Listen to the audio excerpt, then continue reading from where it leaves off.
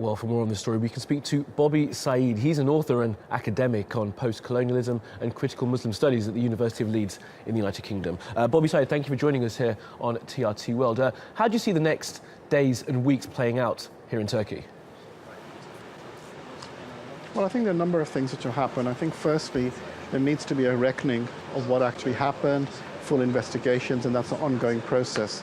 But I think secondly, more importantly, there is now already a concern that there's an attempt to try and determine what kind of democracy Turkey is, what democracy should be. And I think there's a lot of international pressure that only they can decide what is democratic or not.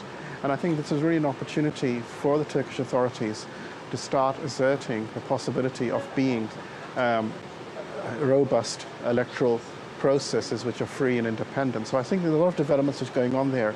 The biggest thing is an opportunity to try and really heal society, bring things together, and recognize that Turkey has to go forward together.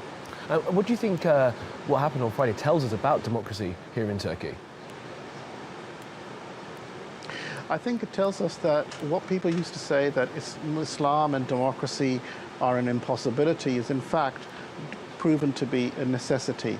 That I think there is no way that you can argue that Muslim societies cannot be democratic. And I think the fact that so many people took to the streets, risked their life and limb in favor of that principle, goes to show that the people's will needs electoral mechanisms to have it expressed. And I think the reason the coup collapsed was because the military was unable to succeed in representing themselves as being the guardians of the people or the nation at large. And that guardianship now belongs to the people and their elected representatives. And I think that's a decisive and a very welcome development. And Bobby, the international community, what do they need to do in terms of showing support or support for Turkey?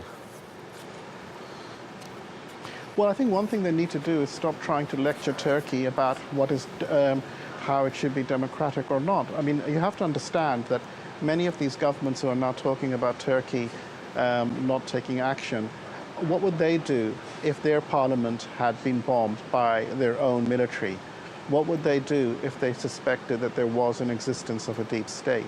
So I think all of these issues need to be taken into account, and they cannot tell the Turkish population and the Turkish people how they should be democratic. But they are democratic, and but they will be democratic in a way that aligns with Turkish developments and Turkish needs and necessities. And Bobby, finally then, how do you see the next few months for the Turkish president? Obviously, with the quashing of the coup, he's now in a much stronger position than he was a couple of days ago. I think he's definitely in a more stronger position, and it gives him an opportunity to actually bring about something which is much more lasting and robust, which means getting all sections of civil society to come to an agreement that the only way of transferring authority and power in Turkey has to be an electoral route, which means reaching out to the other parliamentary parties and saying that, you may disagree with the government's policies on this or that issue, but what is more important now is to accept the principle of electoral legitimacy, and that there is no place for the deep state or for the military or for anyone else in Turkish politics. It has to come through the ballot box. And I think that's a really important thing, and I think the president has a good position to drive that message home now. Absolutely. Okay, well, Bobby Sayyid there from the University of Leeds, thank you for joining us on TRT World.